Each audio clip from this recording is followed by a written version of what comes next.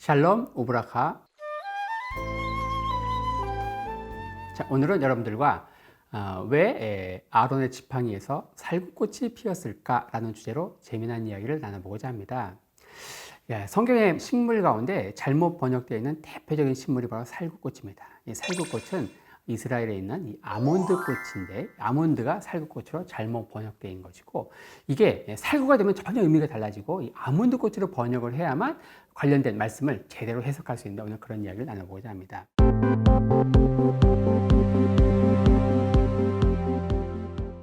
이것은 바로 이 고라 일당의 반역과 관련이 있죠. 이 고라는 레위의 4대 손입니다. 이 레위인들이죠, 레위인. 근데 고라가 어떻게 하는가? 당시 모세와 아론을 향해서 이렇게 얘기합니다. 여호와께서 우리 총회를 다 거룩하게 했고, 여호와께서 우리 총회 가운데 역시 계시는데 왜 너가 우리 총회 위에 스스로 높여가지고 왕노릇 하느냐? 그러면서 같이 맞짱을 뜨는 거예요. 왜 너 혼자 추장하냐는 거죠. 나도 추장하고 싶다 이렇게 얘기하는 거예요. 여러분들 그거 아십니까? 다 추장하면 누가 인디아납니까? 그렇죠.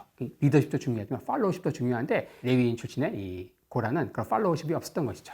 자, 하나님은 이 고라 일당의 반역에 맞서서 바로 이 아론에게 주셨던 대제사장의 권위를 다시 한번 재신임하는 의미에서 굉장히 유명한, 너무너무 잘 아는 기적을 베푸십니다. 어떻게 하십니까? 각 지파별로 지팡이를 하나씩 취해. 그래가지고 그때 바로 이 아론의 지팡이에서 하나의 꽃이 핍니다. 거기서만 바로 이 아몬드 꽃이 피고 거기서 아몬드 열매가 맺힙니다.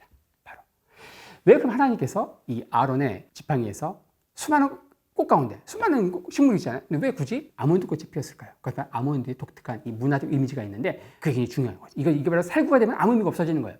자, 아몬드는 히브리어로 뭐라고 하는가? 샤케드라고 하는데, 이건 뭔가 자고 있는 사람을 깨운다, 경성한다, 깨어있다, 파수꾼이 경성한다, 다 이 샤케드 이렇게 성경에 되어 있는데, 자, 이 아몬드 꽃은 어떤 특징이 있는가? 자, 이스라엘의 겨울, 긴 겨울도 지나고 있다가 봄이 올 때 제일 먼저 피는 꽃이 바로 아몬드 꽃입니다. 긴 겨울 동안 잠자지 않고 있다가 제일 먼저 딱 피어가지고 봄이 왔음을 알리는, 아직까지 잠자고 있는, 겨울잠을 자고 있는 많은 식물들에게 빨리 꽃 펴! 깨어있는, 남들 다 잠자고 있을 때 깨어있는 이미지가 바로 이 아몬드 꽃에 있다는 것이죠. 자, 대제사장은 어떤 사람입니까? 일반 백성들이, 무지몽매한 일반 백성들이 다 영적으로 잠자고 있을 때 항상 성을 지키는 파수꾼처럼 깨어서 경성해서 자지 않고 바로 잠자고 있는 그들을 깨우는 역할, 그게 바로 대제사장의 역할 아닐까요? 그래서 대제사장 아론의 권위를 다시 한번 재신임하기 위해서 하나님께서 수많은 식물 가운데 바로 이 아몬드 꽃을 피웠다는 것이죠. 이 아몬드 꽃과 관련해서 성경에 나오는 또 다른 유명한 말씀이 있습니다. 바로 예레미야서죠. 예레미야 1장에 보면은 하나님께서 예레미야에게 굉장히 재미난 환상을 보여주십니다. 한 가지를 보이세요. 내가 무슨 가지를 보느냐? 무슨 가지가 보이니? 살구나무 가지가 보이는데요. 이것도 역시 이 아몬드 가지죠. 아몬드. 이게 무슨 의미일까요? 이것도 같은 의미인데, 자, 예레미야 하면 어떤 이미지가 떠오릅니까?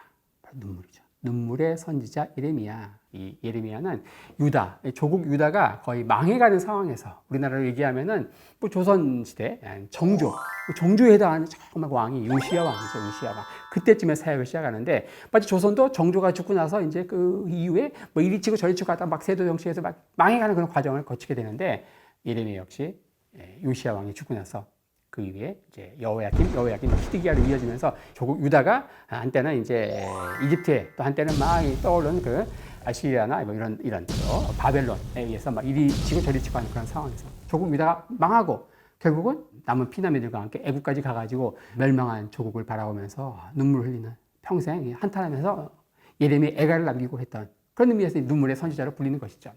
바로 그러한 정말 눈뜨기로 볼 수 없는, 차라리 그냥 일찍 죽었으면 모르는데 살아서 그 조국의 멸망을 다 보면서 그 이후의 모든 과정까지 다 보면서 이거를 견뎌내야 되는 그 예레미야에게 하나님은 뭘 보여주시는가? 바로 이 아몬드 가지를 보여주시는 거예요. 아몬드 가지.